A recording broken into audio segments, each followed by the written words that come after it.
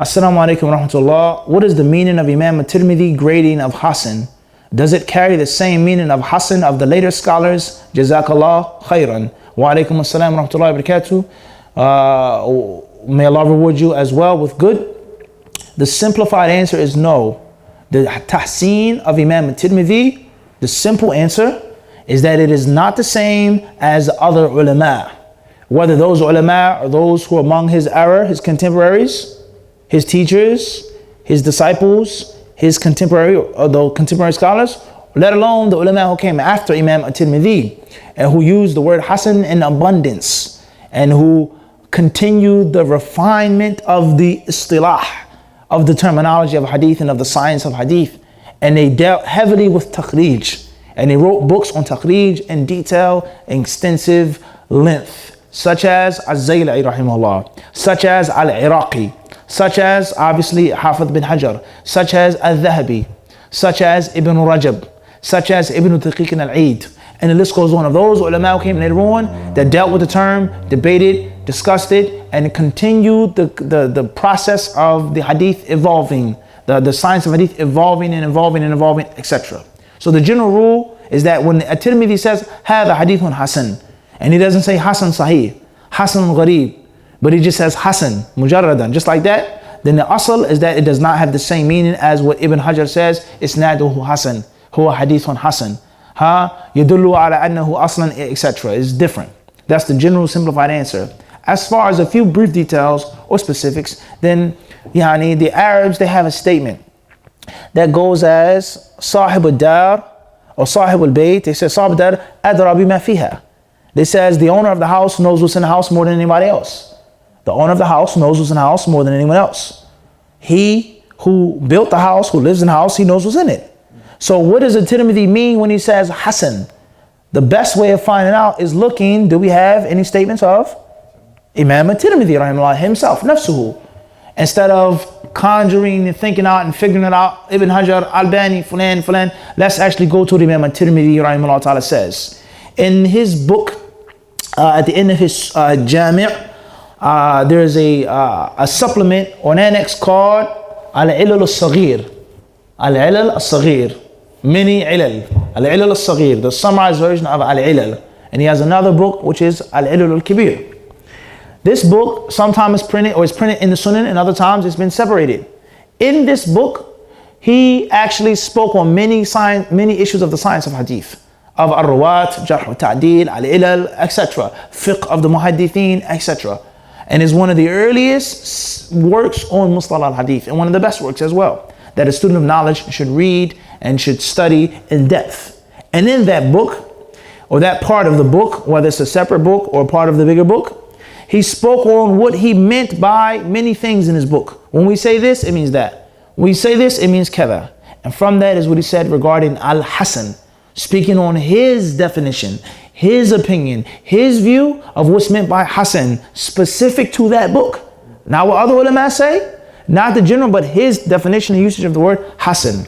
At-Tirmidhi rahimahullah ta'ala, volume 5, page 758, he says, قال أبو عيسى وما ذكرنا في هذا الكتاب حديث حسن فإنما أرادنا به حسن إسناده عندنا كل حديث يروى ولا يكون في إسناده من يتهم بالكذب ولا يكون الحديث شاذا ويروى من غير وجه نحو ذلك فهو عندنا حديث حسن وما ذكرنا في هذا الكتاب حديث غريب فإن أهل الحديث يستغربون الحديث لمعان ورب حديث يكون غريبا لا يروى إلا من وجه واحد إلى آخر كلامه رحمه الله تعالى.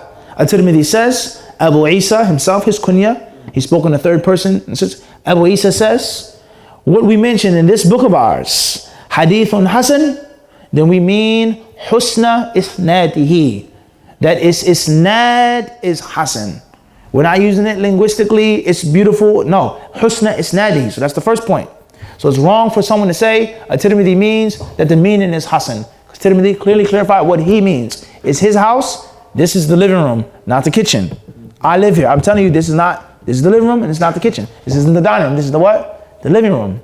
He then says, rahimahullah ta'ala, Hadith Hasan to us, he says that no one in the chain of narration, man yuttahamu bil kadhib, who's accused of being a liar. Not a liar, but who's accused of being a liar. So if I say hadith on Hasan, then I'm telling you that the isnad is free of void from anyone who's a liar or accused of being a liar. Did Imam Al Tirmidhi uphold this standard? Did he keep that standard? That's a different story. But that's his shart. That's his condition. Moving forward. وَلَا يَكُونُ الْحَدِيثُ شَاذًا. Nor is the hadith to be shadh. Any hadith that I call Hasan, it isn't shadh. What is the meaning of the word shadh? What is the meaning of the word shadh according to Tirmidhi? That's also what? Kharaj nitaq al-kiram. That's different. But it's not shadh according to him. Number 3, he says, وَيُرْوَى مِنْ غَيْرِ وَجْهٍ نَحْوُ ذَلِكَ. And there's another hadith that is reported from another route, another transmission, another isnad with a similar meaning. With a similar meaning. He then says, فَهُوَ عِنْدَنَا Hasan. Then if the hadith fulfills these conditions, then we consider it to be Hasan. So Tirmidhi himself told you what Hasan means. Ibn Hajar, Al-Iraqi, Al-Albani, Sheikh Ahmed Shakir, when they say Hasan, it's not the same thing. And it is a critical mistake to use Albani's interpretation, Ahmed Shakir's interpretation, Al-Iraqi's interpretation for Tirmidhi's meaning. And then say, Tirmidhi mutasahil fi tahsin. Tirmidhi mutasahil fi tahsin. Tirmidhi is laxed. He's easy going. La, hada ghalat ya akhi. Watch what you say. Watch what you say. And you will go crazy if someone says you disrespected the ulama of today. So the ulama of the 3rd century, they don't have no honor? Who deserves it more? There's no doubt about that. And this is something that many people fall into today. Wala astafni. I'm not talking about one person. Leader led. Alim, talib, da'i. Many people, they fall into this critical blunder without just reading the kalam of a Tirmidhi, and it's unjust. Whether you agree with Tirmidhi or not. But you can't take him to court with your jurisdiction and not his. It just doesn't work like that. You have to take him to court on terms of yourself. And many tulab and du'at, quote unquote, supposedly, they do this on a daily basis. They start an issue that is of khilaf aslan, and they take you to court based off of their conviction. Why are you teaching in this masjid and you know that Sheikh Nuh is there? Lish. Why are you teaching there and Sheikh Nuh is running the masjid? Ya tayyib. من قال أني بدعت شيخ نوح؟ من قال أني أصلا أرى رأيك وأني وافقتك على هذا? Who said that I even agree with you that Sheikh Nuh is deviant? Who said that I consider him to innovator? That's what you feel. That's what you think. You can't refute me based off of your what? Your own personal opinion and view about Sheikh Noah. That's foolishness. And people, they do this every single day. As we speak, someone is doing it. He's teaching here, he's saying this, he's sitting on the panel with this one, and this one is there, and this one is there. What if I say that I don't consider him to be wrong and a deviant? Then what? What do you want to say then? I have to take your view and your opinion? And that is هذا عين التعصب. That is the essence of bigotry and fanaticism. You must take my view, my ijtihad, my conviction. And then once we start talking like that, khalas, the whole Islam is done, out the window. My view and your opinion. Mahal ijma', consensus, different story. Everybody understand this? But you can't force me to take your own ijtihad. Let alone the people who say that, tell you, we don't want to go any deeper because we can go much deeper than this. When we talk about ilm al-hadith and da'wah and the contradictions of the people who abuse this science, who disrespect this science, and who talk about it and they don't know what they're talking about. And they fall into lying about Allah, lying about His Rasul, and talking about the ulama, what they have no clue about. Blindly following this scholar of the 21st century. Worshipping this scholar of the 21st century. So that's wrong. Tirmidhi has a meaning of Hasan. Sheikh Al-Albani, Sheikh Ahmed Shakir has a meaning of Hasan. Do not mix the two. Are there similarities? Are there consistencies? Perhaps. Could be. But don't say that he means what he means. As far as the word Hasan in general, then it doesn't have one meaning.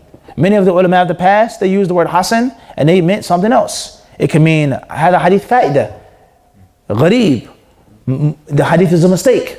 Or they can mean Hasan, la ba'sa bihi, it's okay, it's not too weak, it has supportive evidences. There has to be detail. There has to be detail. And then the other ulama who came later on, Hasan li dhatihi, Hasan li ghayrihi, is a da'if hadith. What another da'if does that mean? That's a long debate.